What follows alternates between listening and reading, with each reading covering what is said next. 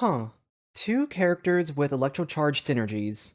One of them uses the reaction to buff his own kit, another who directly buffs the reaction itself. And these two characters are from the same region and are commonly shipped together? My loyal viewers, even though this duo is now officially in Genshin, we must never forget our roots. Aoife and Auron are not the original electrocharged Yaoi. That honor belongs to Arashi and Kaito. Oh, and for anyone who has no idea what the hell I'm on about, go check out my character concepts for an electrocharged duo. Anyway, on to the actual topic. There's already discussion about Aoife's strength in regards to his healing, personal damage, and swirl driving, but this video will delve more into its unique Ascension passive.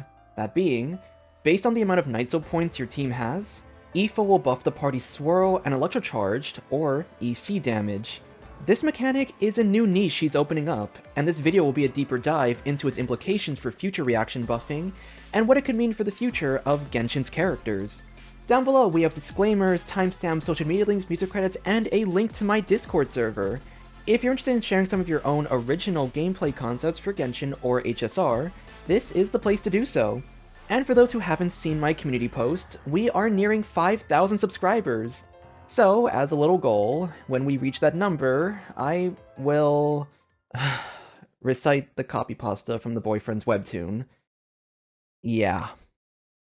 Alright class, turn your textbooks to chapter 5.6.1. Today's lesson, Elemental Reaction Buffing Through a Degree of Separation. Bear with this for now, I'll think of a shorter title later on. So, part of Aoife's kit involves buffing Electrocharged. What's so special about that? Simple. EC is a Hydro and Electro reaction. Aoife is not a Hydro or Electro character. He's Anemo. And Electrocharge is a reaction that isn't directly tied to Anemo. On the surface, this mechanic might feel super weird and out of place because EC is a reaction triggered through Hydro and Electro, but this is where we introduce that part of the lesson title I said earlier, a degree of separation. Directly speaking, Anemo's only reaction is Swirl. It's not possible to apply the element to trigger something like EC. What you can do, however, is utilize Anemo's special properties to create reactions in an indirect method. There's two ways to this. One is elemental absorption. Some Anemo abilities can absorb one of the four Petch elements to deal elemental damage that isn't their own. This allows them to trigger reactions outside of Swirl. Chaska is a prime example of an Anemo unit who expands on the absorption mechanic, since her entire kit centers around her main source of damage being non-Anemo damage. The second way to indirectly trigger a reaction is through Swirl. Whenever you trigger this reaction, you spread the element onto a nearby enemy, allowing it to reapply its aura. If another element is already on the enemy, this reapplication can trigger a reaction. Swirling EC is our main example of this mechanic. Both the Hydro and Electro auras stay present with this reaction, and as a result, can get swirled. Swirling works much better in AoE, since the spread of auras can bounce between multiple enemies, and this is why most Taser teams exist to function in AoE combat rather than single target.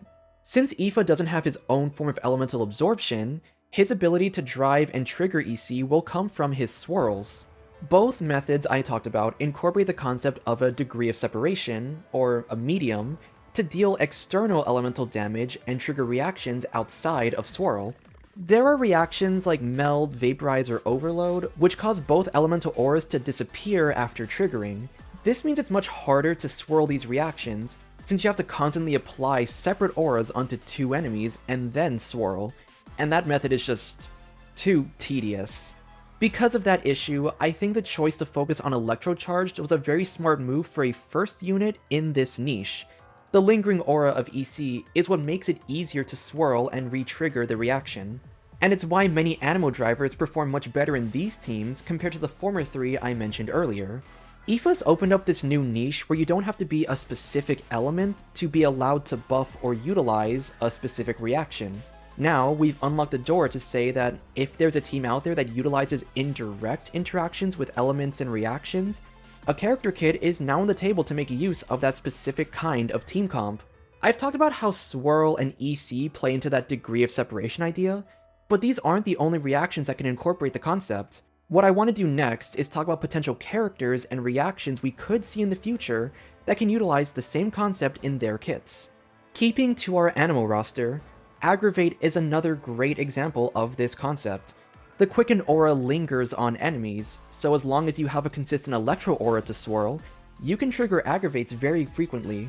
This means it's on the likelier side for us to see an animal unit with a kit focused around Aggravate. You can also swirl Cryo or Hydro to help with freeze up time, so an animal unit who focuses on this reaction in particular also has a good chance for a solid design. And with the meta seemingly shifting back towards freeze-oriented teams, I wouldn't hold it against anyone to predict this being a possibility in the near future. Actually, I think I'm gonna yoink that idea for myself. Okay, so what about other reactions that can technically get swirled? Once again, because the other elemental auras disappear quickly after triggering a reaction, I don't see an animal unit who would want to buff those specific reactions independently.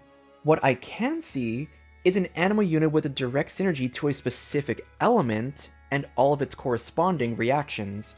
So an example is an animal unit who focuses on working in cryo teams to help buff all cryo reactions, like Meld, Superconduct, and Freeze as a collective instead of just one of the listed. That's gonna do it for the animal roster in particular, but we still have other reactions.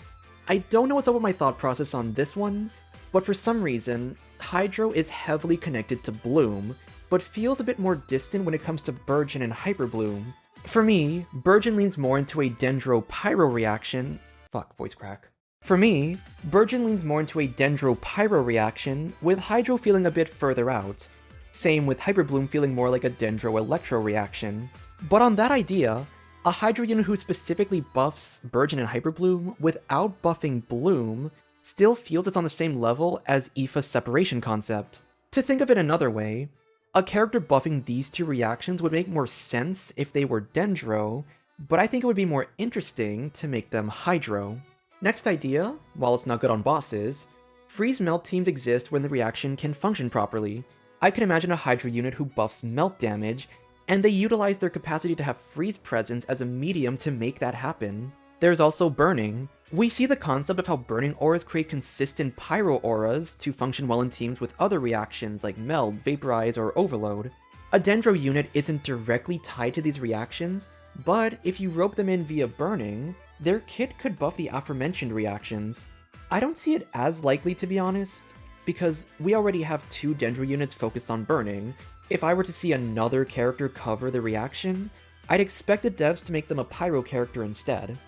Finally, Shatter. This is a reaction with Hydro and Cryo synergy, since you first need these two to trigger Freeze.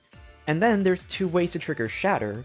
First is through a blunt attack, which can come from any source of heavy damage. Second is through a Geo attack. So with this concept in mind, a future Geo unit who buffs Shatter is on the table now, and to reach even further into the void of wild ideas, an Electro character with Shatter synergies is also possible. Shatter is a physical damage reaction, which means Superconduct's physical res shred will increase the damage of said reaction.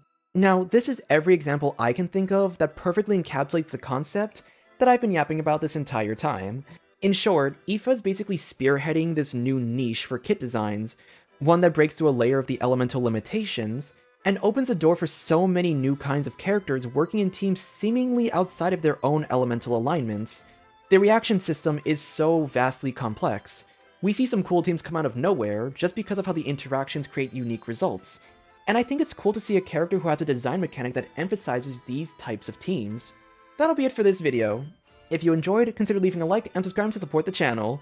Let me know in the comments what your thoughts are on Aoife's electrocharge buffing and his kit in general, and if you have any other ideas for possible characters buffing reactions outside of their own element, share those as well. Consider checking out the Discord server if the idea of sharing concepts interests you. Thanks again for watching everyone, and I will see you all next time. Bye!